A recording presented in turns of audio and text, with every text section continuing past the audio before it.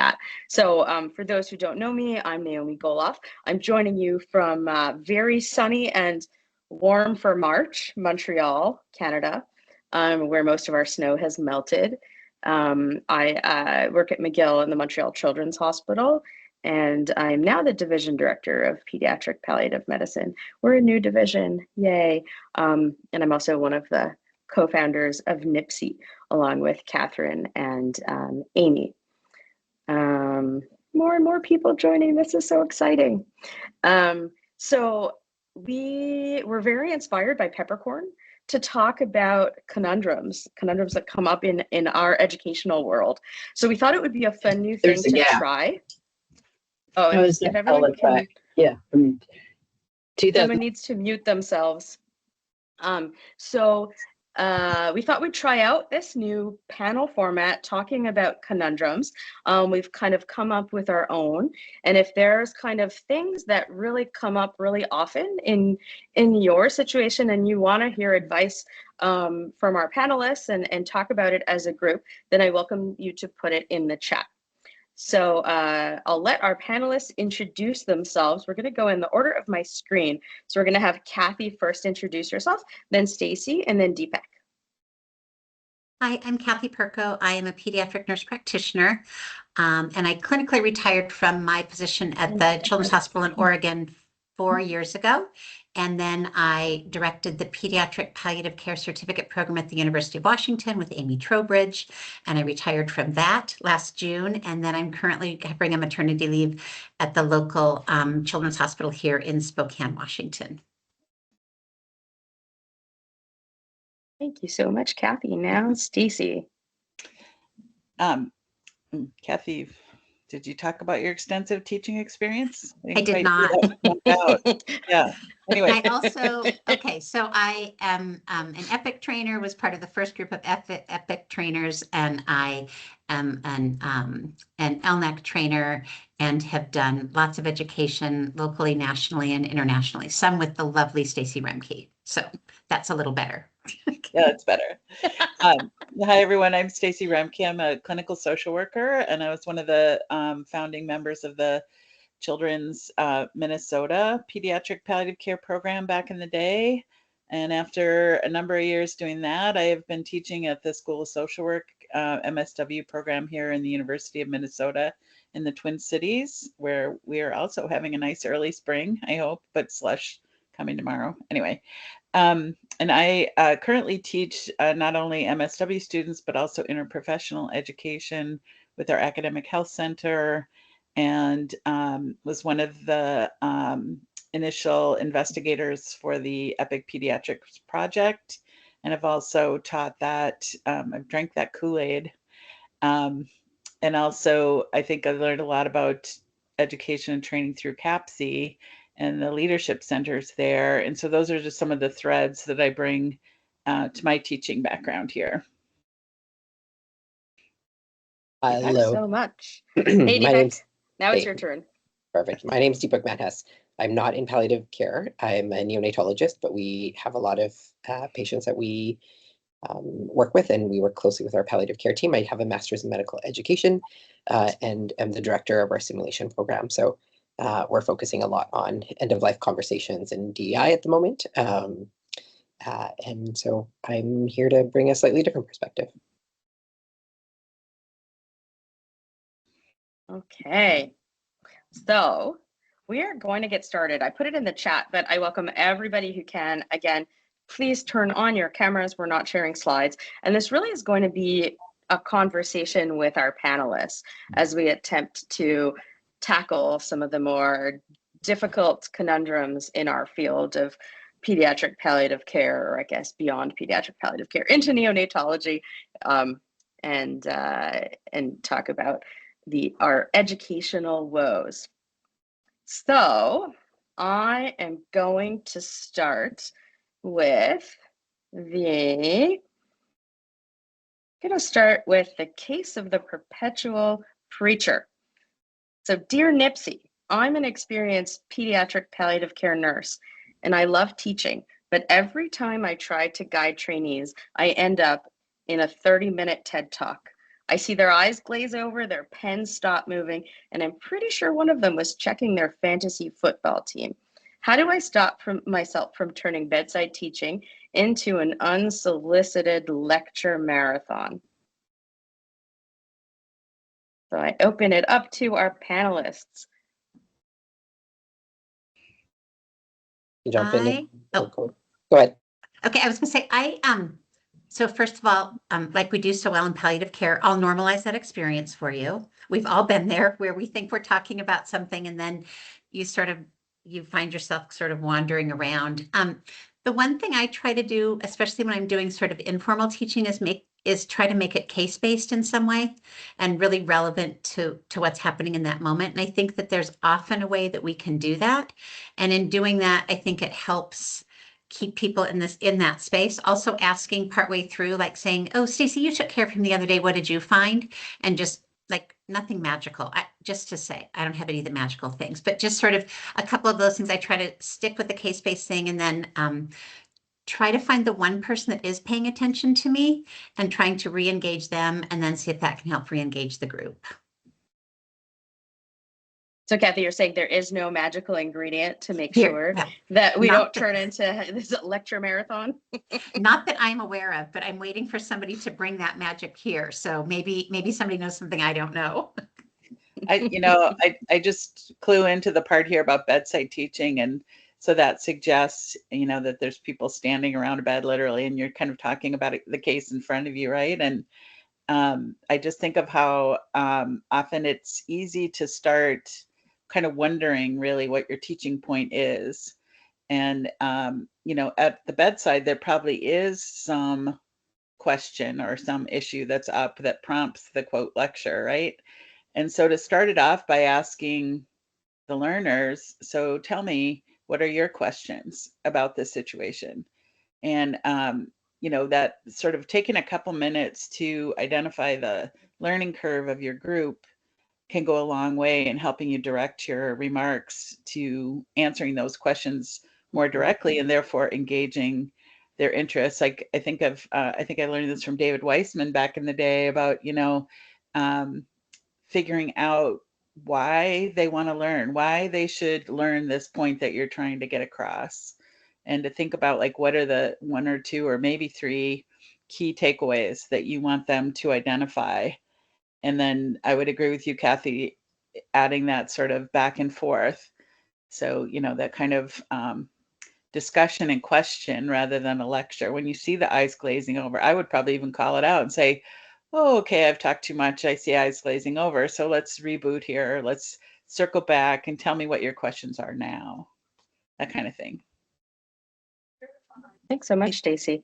I'm imagining, I think when we talk about the like stereotypical bedside rounds, I'm actually picturing NICU rounding at this very moment and having flashbacks of being a resident in NICU rounds. So I'm wondering what words of wisdom you have, Deepak, or the secret sauce. Yeah, I think one of the first questions that I have is because and I'm also thinking of NICU rounds right now because that's where my mind always goes, and it's really the best type of rounds. Are the parents there or are the parents not there? Like, I think that changes the dynamic of what's going on. I think if the parents, like if a family or like if you're doing bedside teaching and there's your patient or the patient family is around, it does change how you're going to have that conversation. Because these are people who are taking care of that patient as well, and you don't want them to look like they're not really knowing what's going on. So making sure that it's the appropriate time to be doing that, and if the family is there, it's more likely that somebody's going to go on to a lecture-based thing just because it feels a little bit more comfortable sometimes in families. So trying to find out, like, this is we're going to finish rounds. Let's talk about this patient afterwards when they're not there. I think exactly like you guys were talking about, I would probably ask some questions as well. My first one, kind of like how if I was talking to a family about a diagnosis or what's going on, I would start with what do they already know about it, and what do they want to know. If it really seems like they have no clue as to what's going on with this topic, like me lecturing and telling them, like, you can ask questions, and if people are glazing over because they're bored, maybe it's too easy of a topic, or maybe they really have no idea what it is and they're nervous because they don't want to look like they clearly have zero idea what the topic is. if it's too easy, you'll find that out by asking them, what do they already know about? And then you can make it harder by talking about newer things or innovative things or whatnot. If it is too hard of a topic, us just spoon feeding them the information isn't going to help them with their learning. They're going to smile and nod, they'll appreciate it, they'll give a nice evaluation, but they won't actually learn from that.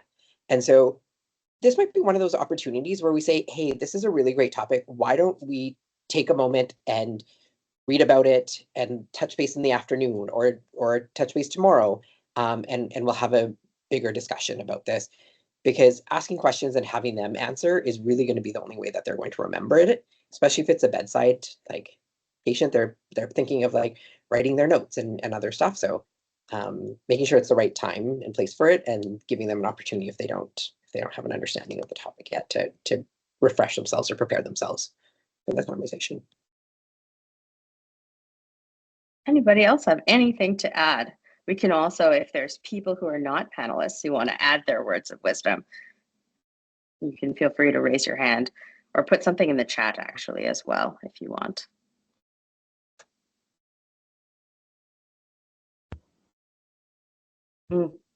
We're a silent group today.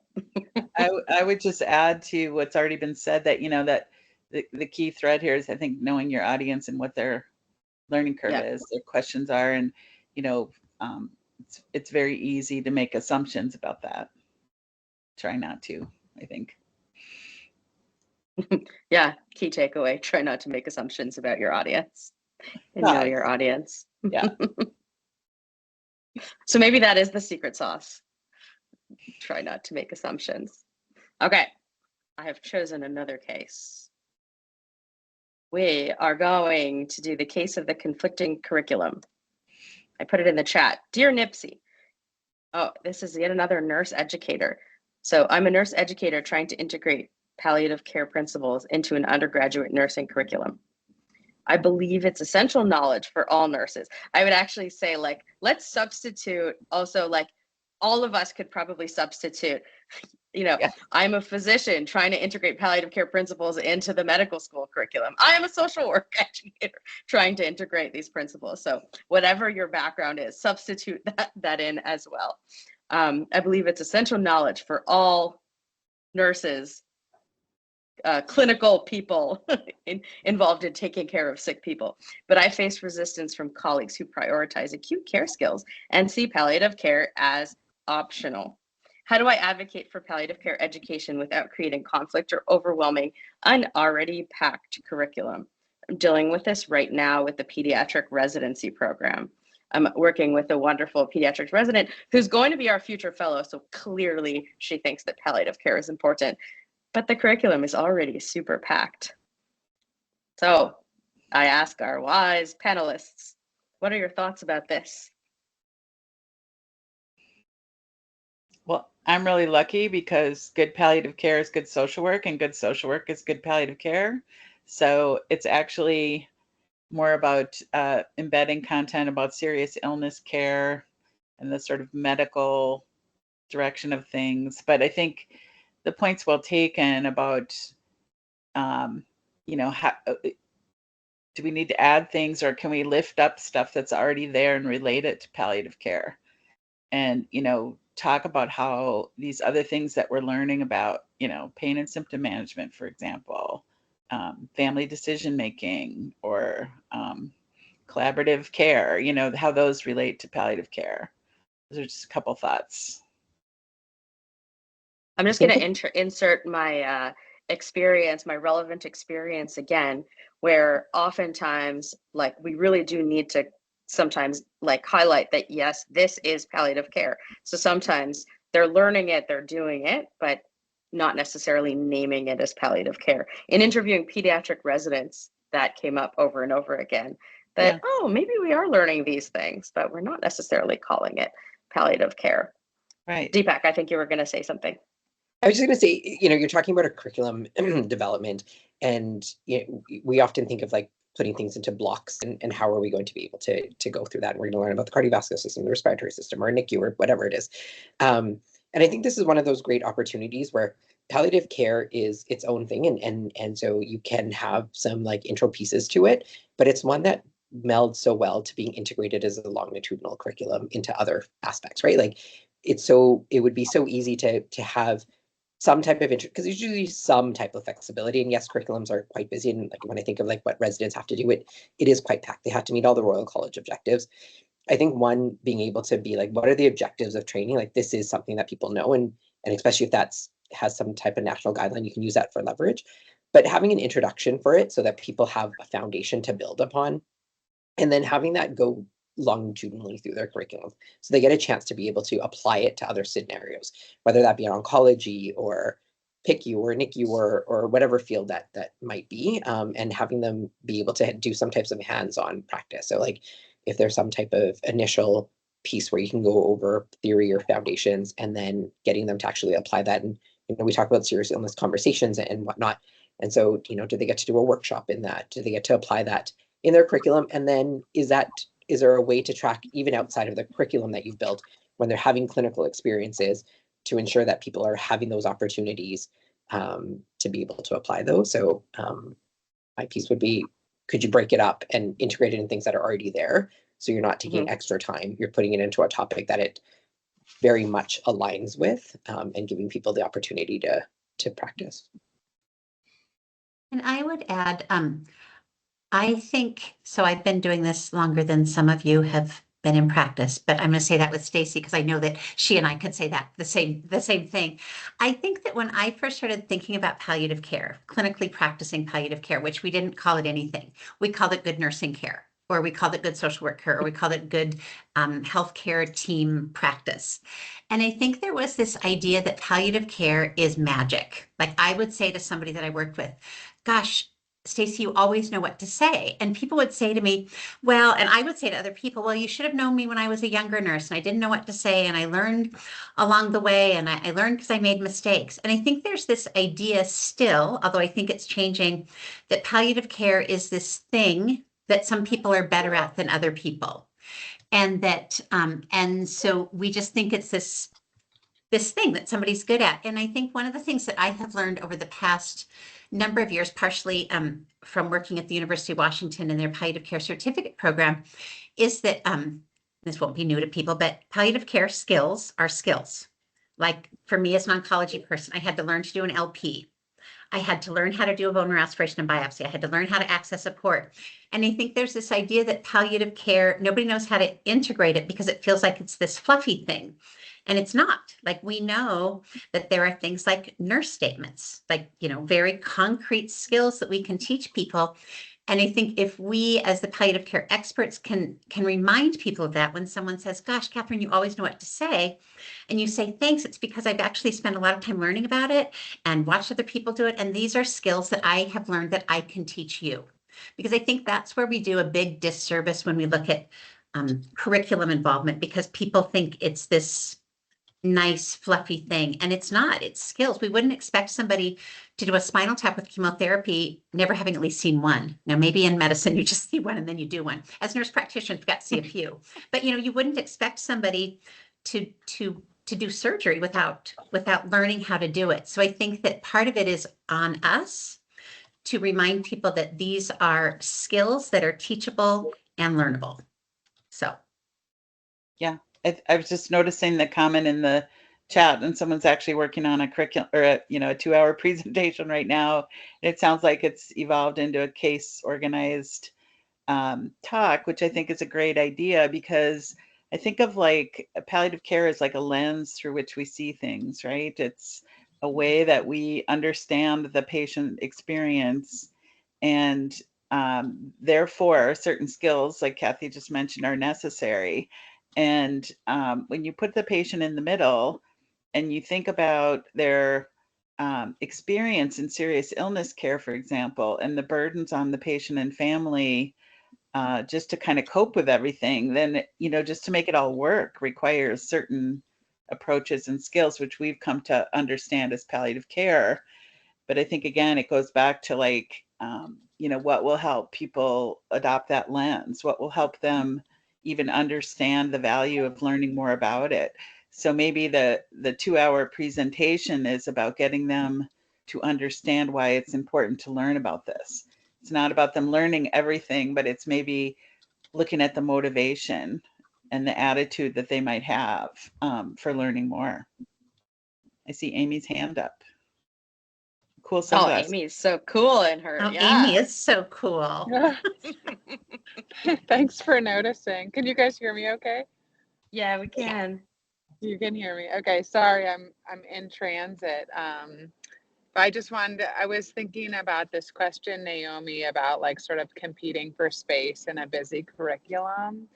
And one of the things I just wanted to comment about that was just like this pressure of like I just need more time, more time, more time can kind of lead us to feel stuck. But actually, I think the way to get to be more, to get our skills embedded more is to do a really good job with the time we have, because then the residency program or the nursing education program or whoever else will come back asking us for more over time. And so really, if you're given an hour, just making that like the best flipping hour you possibly can. And then the people who are there, the learners, are going to be the ones going back and begging, like, we need to have those palliative care people back. They unlocked something for us that we haven't heard from other people. Culture change. Culture change. Ooh, but that's a lot of pressure, Amy. No, I don't know. Amanda, are you feeling the pressure for your 2-hour talk? I hear you that like you want to take full advantage of that opportunity and like not only like make it the best, workshop or lecture or learning opportunity that they've ever been in, but also like, hey, you have a captive audience for 2 hours. Let's aim to teach them everything they need to know about pediatric palliative care, because at least if this were me planning it, be like, I don't know when the next opportunity to teach about this subject will happen. I know. I would just add one other thing there is that I think while that is one tendency, I also like the idea, and this is probably a protective mechanism for me as a teacher, because I sometimes feel like I need to teach you 700 things. But then I also say to myself, and Amy Trowbridge knows I've said this many a time, at the end of our time together, I want everyone to know one more thing at the end of our time together that they didn't know at the beginning, and really one thing. Like if I can get everybody that's in that group to ask one question to the family about what are their hopes, one thing. And then I think when you go with one thing, then that can grow into something else, because I do think we have a tendency as educators to think like that. I have 62 people for 50 minutes. What can I do? And I think at the end, really asking people, can you reflect on one thing you might do differently going forward? And I know this is Bible talky, but give me a break for that. But is there one thing going forward that you might do differently after spending this time together? And have people just write that down. Because I think sometimes when we're trying to change our practice or change the culture, it can feel overwhelming. But maybe I can next week practice doing one thing. And share that, then in theory, share that with a colleague, and then Stacy can hold me accountable for that. But that kind of trying to recognize that really with a lot of one things, we change the world. Now I have to say too, I'm on the end of my career, so I probably have lots of great ideas because they won't be relevant for me anymore. But I think that idea that going from 100 things to one thing can sometimes be really powerful for people. Mm-hmm. And you can name that too, right? Like there's a lot more to talk about than we're able to do today. And so let's think of this as a beginning, or it's actually like a kind of a strategy from solution focused brief therapy. If anyone's familiar with that, it's like you ask what's uppermost on the person's mind. And I see the question in the chat too, about 20 minutes for residents' morning report and what would be a good learning objective. And I would just ask them, so what's uppermost on people's mind today? And let's talk about that. And I think one thing, I just look around at these names, and many of the ones I recognize, I know they have a lot of expertise. And to remember that you can like lean on your own knowledge and experience and expertise. You don't need a slide deck, or you have a couple of slides that you can pull out to kind of guide your thinking a little bit. But what people really want to learn from is probably your experience. And so to think about talking from that place, as opposed to, your reference list or whatever. Naomi, you were talking about just like getting a bit of pushback for the curriculum. And I think whether it's pushback, from invested parties who are controlling the curriculum or what goes into it versus people who are participating in the curriculum is what is the data that we have to be able to drive the change that we're asking for? Mhm. And there is, like, we know, we were talking about like a lot of the medical information. Yes, you have to be able to know that kind of stuff depending on what field you're in, but you also have to be able to have conversations. You know, we know that 80 to 90% of mistakes come through communication. We know that the way that you affect a patient's journey is how you present them the options or what information they're going to choose to have. And so there is a lot of data out there, and specifically whatever you're talking on, I'm sure that there is something that's out there that you can lean on to use that data, because when people know that, they're going to be more invested into doing it, whether it's changing the curriculum themselves, or even people when you're starting your 2-hour session, if you are having a session on communication, which can sound fluffy, yeah, sure, it can go in that means if you don't change the conversation. But if you give the data or examples or cases or whatever it is that show people like, hey, this is actually something that's ubiquitous. We see it all the time. This is going to affect me in my career. This is something I need to like sit back and pay attention to and engage in. They'll get them from the beginning. And if there isn't data on it and you're planning on doing this, then collect the data for it. You know, like if you're adding a curriculum in and there's nothing that you can find to support why you need to do it, try and do a little mini QI with your intervention and see the change that's out there, and it'll help build it to move forward, and it'll help other people who are in the same situation. Just a side note. I'm wondering if we're going to inspire some future QI projects now, future educational QI projects. Well, and I think of like, I just want to throw in there, Deepak, that, you know, there's some sort of sideways ways to build palliative care into an education curriculum too. Like in our university, people have to do, in the academic health center, have to do a certain number of interprofessional activities. And we've just organized some of those, like simulation experiences, for example. Naomi knows this because she started it here, but, you know, the idea that we would use palliative care cases to kind of frame those exercises, and then people again get exposed, hopefully get inspired, and kind of advocate for more training along those avenues as well. I also just you know, I'm thinking of that fluffy comment, and I like to reframe it as, actually, I think palliative care is a certain kind of intensive care, and it takes into account the long view of what's going to happen, where this patient has been and where they're going to be going in their illness journey, and that we mobilize a lot of resources in order to, you know, maximize or improve the outcomes for folks. And so I think as a community, I would encourage us to, you know, kind of push back on that talk that we're extra, or even extra layer of support always sort of bugs me, because it's like we should just be an embedded layer of support, because people who are going through these kinds of things need that. Did you see Amy's comment about CAPSI when you were talking about an extra layer of support, or that was independent of? No, I know CAPSI? I know that's their lingo, and it's been apparently verified by the marketing people as being high impact to the population at large, but it always just sort of bugs me. Anyway. I mean, it did also show. Yeah. You're making a statement that you disagree with CAPSI. For all Well, those who don't know what CAPSI is, if anyone doesn't know, it's the Center to Advance Palliative Care, based in at Sinai in New York, not the Sinai in Toronto. Oh, I had something great to say, and then I just forgot what I was going to say. Maybe it wasn't so great. I shouldn't set myself up like that, because now then if I remember it, it's people don't think it's so great. Something else that I was thinking about is that, you know, I think on the fluffy comment, I think there are definitely those that buy in about the need to learn palliative care, or will happily fit it into the curriculum, thinking about them palliative care as an extra layer of support or something more soft skills or fluffy skills. Then there are those who really need the data to show that there is a gap, and that's the hook for them. And then there are those where my approach has been, this is already being taught in your curriculum to a certain extent. Let's find ways to continue to build upon that. I'm not going to get on a long talk about this, but I've recently learned about appreciative inquiry as a change management strategy. and I love it. It basically is a strengths-based approach where you start from what's working well in order to then drive change.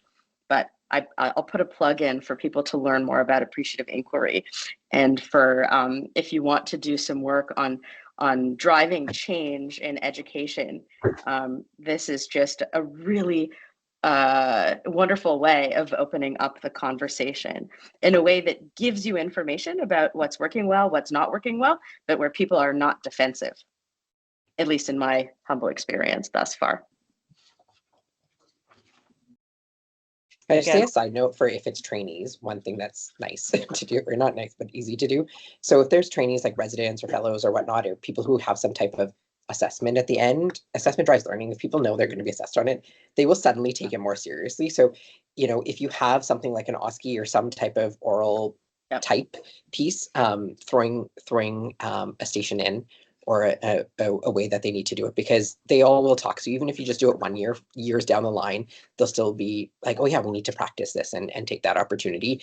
You know, NICU we're intensive care. It's very much skills in terms of procedural skills and physiology and medical knowledge. And we've been putting it into our OSCE stations. And since we've done that, we've had a huge uptake in people then asking, hey, can we have a session in our academic day where we review this and have a chance to get feedback on how it's going. So I was recently interviewing pediatric residents across Canada on primary palliative care learning, and actually that came up multiple times with the senior residents, where they realized that maybe they didn't have enough knowledge about palliative care, and the driver for this was specifically preparation for the Royal College exam. So for those in the U.S., Royal College is like the American Board of Pediatrics, or it's the certifying board. So they were really motivated. Many of them were motivated also to learn enough to pass the exams.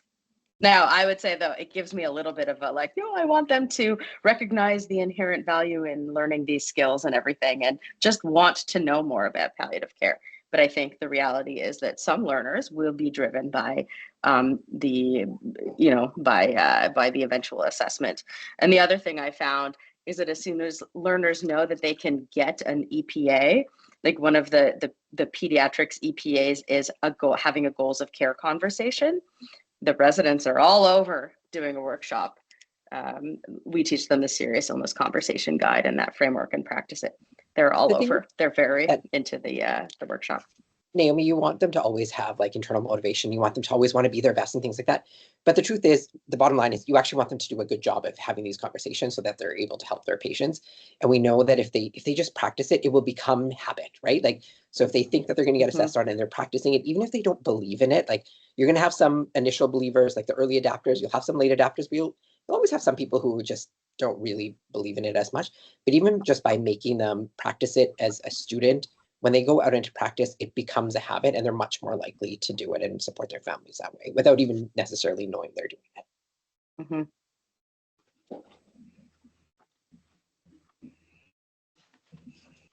it. Thanks, Amanda, for your comment.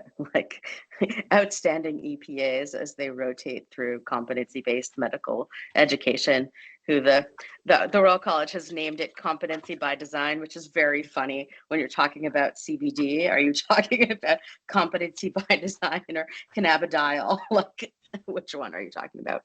I also work in cannabis medicine. Are we talking, relaxing, whatever, chemical.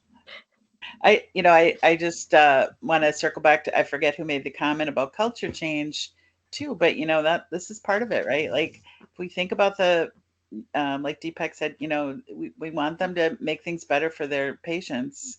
And this is the way to do that. And as we make things better for patients, we do shift our perspective, from a, productivity or whatever. And as you become better at these skills, you become more efficient at them as well. And so, there's sort of multiple layers for doing this good work, I guess. Learning about it, learning how to do it. So I was looking in the comments, and Erin, you made a comment about like having that captive audience for 20 minutes. And I'm wondering, are you suggesting that you take advantage of that learning opportunity in a very quick time frame to take advantage of the time before morning report starts? And then the comment was, I think morning report is supposed to be a half hour at our institution. Yeah. And so I prepared 30 minutes of content to teach the other morning. It was on opioids, right, which is a super broad topic. So I made it case-based. It was to a group of interns and seniors. And it was a very, like, I gave them the pain assessment and I had 3 goals. I was just like, choose an opioid, order the opioid, tell me how you would reassess after you give the opioid. And for the first like 10 or 12 minutes, I just sort of, they just sort of stared at me. Even after we like, put them into groups and had them talk about it a little bit. And there were different year groups at each table. But yeah, it was just one of those moments where I had to keep moving, even though there's only one voice in the room speaking. And so I just find it hard sometimes to balance the like actually teaching them content with having it be like a group activity, like a shared mindset, with it, with only 20 minutes of time. So it's just a fine balance sometimes. I ended a minute early. Wow. And I would add also probably to that, there's this fine balance of, you have your educational opportunity and how do you balance the content that you need to deliver while making sure that you're following more principles of adult learning. Yeah. I'm just wondering actually, like, either on that subject or thinking about those like super silent people. You have that you think you have that captive audience for 20 minutes and you're all excited for a great interactive discussion about, I don't know, like the myths of opioids, and you want to get into like a heated debate with everybody there and everybody is super silent except for that, one really, really eager beaver. So any tips and tricks for dealing with the more silent crowd? Getting people all, I guess, a little bit more comfortable speaking in the group to our panelists. Go ahead, Deepak. I was just gonna say, it's always uncomfortable to like say something, and it's obviously easier in person than on a like a virtual link like that. But when you are in person, you want to start talking, and it sounds uncomfortable. It feels uncomfortable sometimes to have that bit of space or silence that's there. But usually waiting it out will get people to start engaging in it. And sometimes rephrasing the question, right? Like you want to know about myths of opioids. So, what have people heard about opioids? And just have them talk. And is that true or is that not true? And kind of trying to change it into a bit more laid back of a conversation, but giving them that space where it's like, there's going to be the silence. I'm not going to jump in. And then people will then force themselves to talk. Sometimes, if there's 1 or 2 people that are not engaged, you don't want to throw them on the spot, but you could be like, oh, Naomi, I'd really love to hear your perspective from this view or whatnot. Is there anything you were thinking or you might add to the conversation? So sort of depends on what the group is. Mm-hmm. Yeah, I guess that's what you did, Aaron, over there. I see your comment in the chat. Sorry, Stacey, go ahead. No, I was just going to say that I think it's kind of what Aaron's describing too. Like, depending on your group and how big it is, and if you're in person or not, if you have the opportunity to say, okay, I see we're not up for a big discussion, but I want to find a partner and talk about this question and what your experience has been. I like your comment, Deepak, about reframing the question a little bit, giving them a few minutes to talk, and then asking each group to report back some theme or issue that they talked about. And then oftentimes that gets the larger conversation going, kind of warming people up a little bit.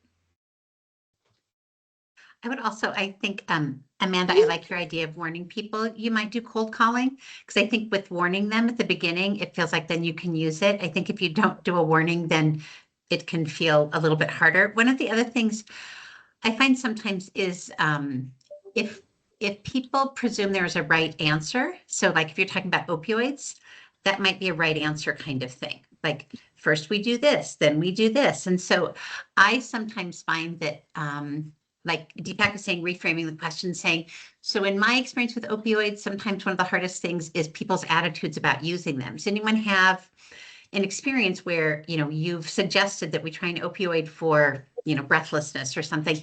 And what does that look like? Or I have one where in my experience, we couldn't get our pulmonary folks to use opioids.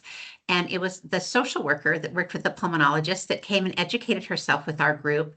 And then she, because she had the trust of the group, was able to educate the attendings. And then next thing you know, we're able to use it. So sort of taking it away from a right answer, wrong answer, because I think sometimes the more interesting conversations can be around attitudes. Like, what are people's attitudes about something? And then you can sort of work from there back to your other question. So I think I think that can be one way to take the right and wrong out of it, which I know is much more part of, I'm going to say medical education than nursing or social work education in my experience, that there's a right, wrong thing, much more so than let's talk about it but also not just talk about generally, but like, I think attitudes with opioids is a great example, because everybody knows the story of somebody that won't prescribe an opioid because blah, blah, blah. Or the family that says, they gave my grandmother the morphine. And I always think it's, whenever they put a declarative in front of the morphine, it's bad. They gave my grandmother the morphine and then she died. So like, then how can we go from there to safe dosing of morphine? And with safe dosing, then what is safe dosing? And sort of kind of working your way backwards from a different perspective that feels like a safer starting place. Thanks, everyone. So I see Amy has her hand up. I'll take one last comment from Amy, and then we're going to move on to a different case. I did put it in the chat, but I'll read it out to everybody after. Whew, well, talk about pressure, Naomi, to have the last word here. I was just going to offer a sort of a name for some of these skills that about, which is, I've been learning in this anti-oppressive facilitation, this idea of decreasing the on-ramp for participation. How do you, because I think in medical education, participation begets participation. Once people start talking and they realize that it's a safe environment and that their words are valued and being incorporated, they will participate more. So if I have a really silent group, I think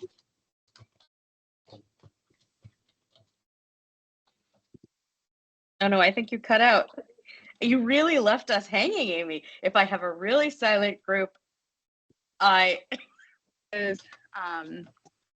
you're losing me. Yeah. Oh. Sorry. Am I still there? Yeah, but you are still there, but I think you were just about to say something really juicy. Important. Yeah. Oh, okay. Decreasing the on-ramp for participation. Yes. And that participation begets participation. That once you feel, yeah, you got that part. Okay. And then one like really concrete way I do that is using a scale, like a 1 to 5 scale, because like everybody can participate in that. So I'll say, on a scale of 1 to 5, how nervous are you about prescribing opiates? And then you get 10 numbers, and then you find the person who's a 4, or a couple people who are a 4, and say, like, tell me why you're a 4. Like, what makes you nervous about this? And so then it's sort of this like gentle on-ramp to participation. So there's a little pearl for you. I love it. And also look at the Pacific Ocean. It's so beautiful. Can you turn on your camera so we can see? Someone making us jealous. I think you did not disappoint, Amy, with your last comment. Okay, I'm going to move on to the case of the publishable puzzle. Dear Nipsey, I am a passionate educator with tons of ideas for improving pediatric palliative care training. I've developed new curricula, innovative teaching methods, and even some pilot programs. This person is really successful. But when it comes to publishing my work, I'm completely lost. How do I figure out which projects are worthy of publication? Is it about groundbreaking research, or can practical everyday innovations make a difference too? I'm worried I'll waste time on projects that journals won't even consider. Panelists, the floor is yours.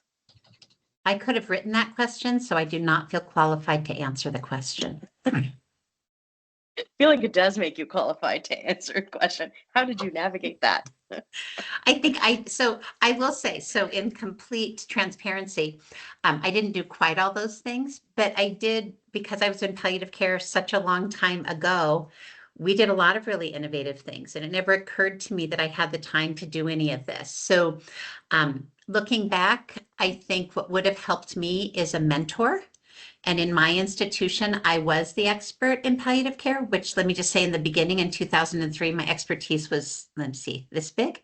Like there wasn't expertise. So I think one of the things that and I don't publish a lot, I do a lot of teaching, but I haven't written a ton of articles. And I think part of it for me is because I didn't have a mentor. And so then I know we don't have time to talk about the importance of mentoring with all of this, but I think that idea, and if you don't have a mentor within your institution, how do you find a mentor? Because one of my dear friends and mentors is Debbie LaFond, who worked with Pam Hines at National Children's, and she published a lot because Pam Hines made her, quote unquote. Like she had somebody right down the hall that said, what you're doing is interesting and new. Let's figure out how we can get that published. So I think you need somebody that will help you do that. And if you don't have somebody that will help you do that, it's really hard.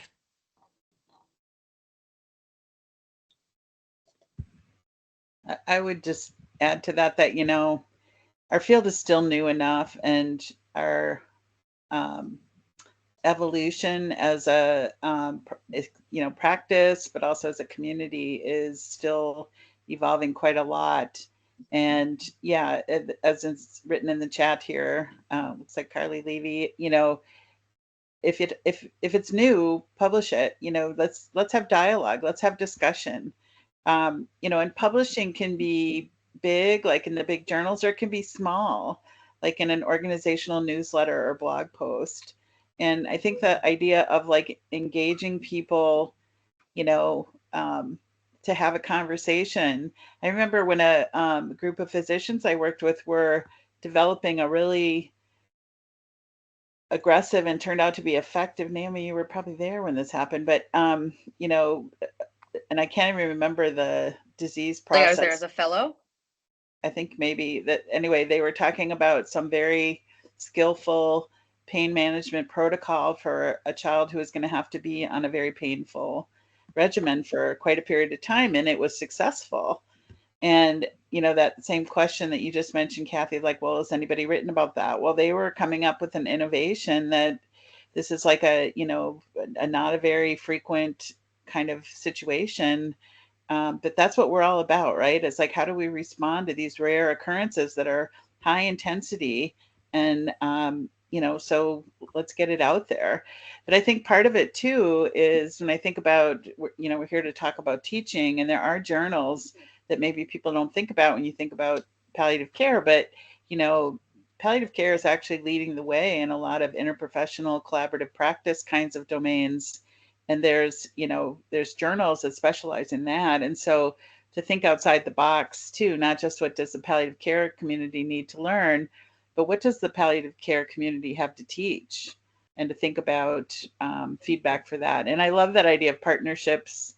Mentors are great, partnerships are great. Is there somebody who's more, situated in an academic setting that can help with the writing, or that maybe has an end to certain journals or whatever. And I love writing as a group. Our PEDS palliative care social work group published competencies by, I think it was 5 of us getting together to write it. And the burden of it and the time of it was really manageable when you share it like that. And so to think about creative strategies, if you need to have your own name on it for reasons of personal satisfaction or success, that's kind of a different issue. But I think palliative care is a team sport. I totally agree with both, like what Kathy and Stacey both said. And I think those are super important. I think if it's not out there, if it's not in the literature, in whichever way, start that conversation. Because if you found it interesting, somebody else will probably find it interesting. Just as an example, my master's thesis, like I'm in Vancouver, we're just north of Seattle, but we cover all of BC and the Yukon. So pretty much from just north of Seattle all the way to Alaska. is what we're covering. And people are like, oh, it's a niche thing because most places aren't that geographically diverse.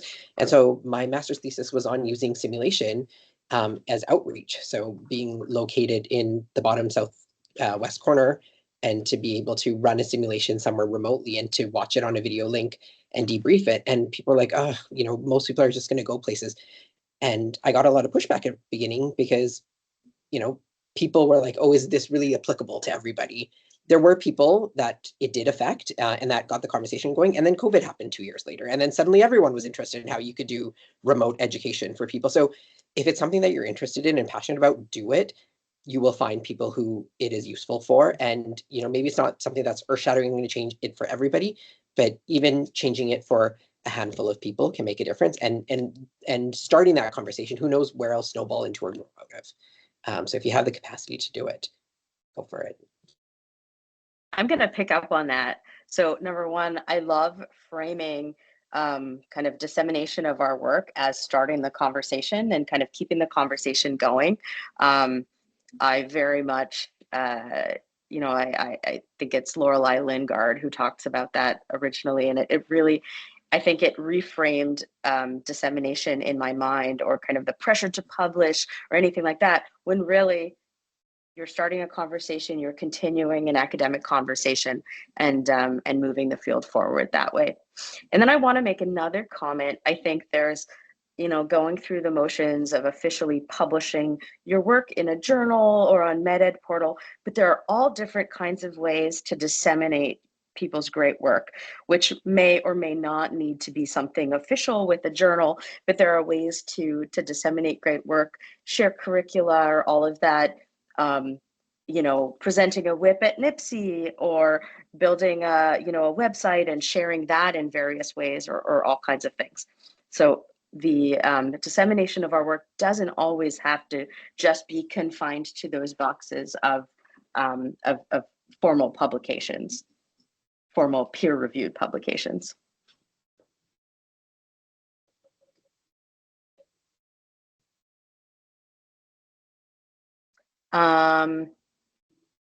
Okay, we have 6 more minutes. So we're going to end off on this fun note. I think we're going to have each of the panelists, in like just 1 minute, share a teaching fail or a teaching success.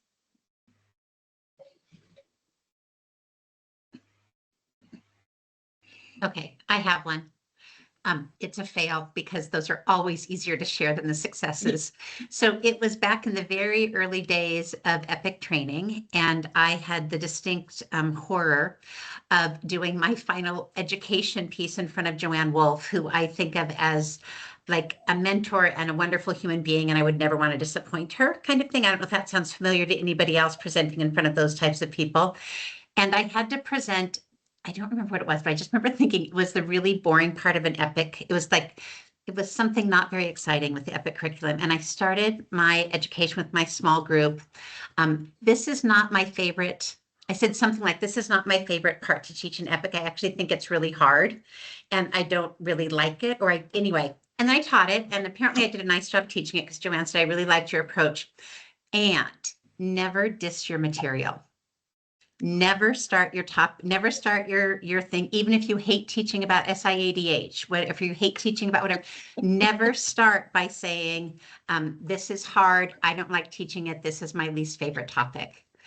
So she said, even though I did a great job teaching it, she said, you lost people because in the beginning you said, I don't like it. She still passed me, and I taught for EPIC for many years. But I think that idea of like, and that was clearly what was it? It was my own anxiety, right? Like, I am nervous, so I'm going to tell you, I don't like this. So I'm not going to do a good job because it's not interesting.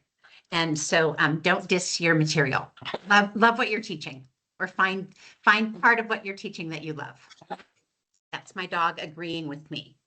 Very good. Very good.